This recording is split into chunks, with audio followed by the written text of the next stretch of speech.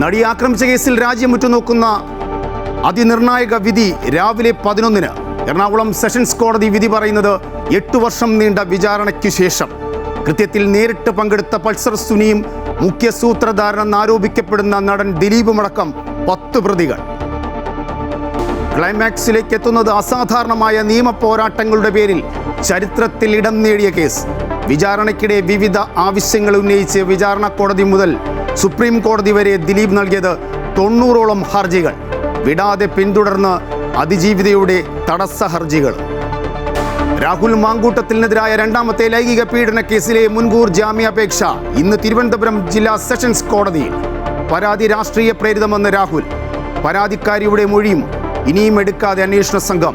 Arrest തടയാത്ത സാഹചര്യത്തിൽ 12ാം ദിവസവും രാഹുലിനായി തിരച്ചിൽ തുടർന്ന് പോലീസ്.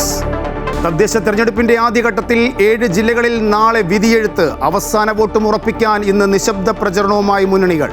മത്സരരംഗത്ത് 36,630 സ്ഥാനാർത്ഥികൾ. വോട്ടിംഗ് സാമഗ്രികളുടെ വിതരണം രാവിലെ 9 മുതൽ.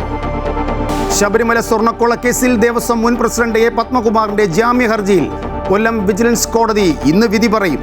എല്ലാ കാര്യങ്ങളിലും ബോർഡിന് കൂട്ടുത്തരവാദിത്വമെന്ന് പ്രതിഭാഗം.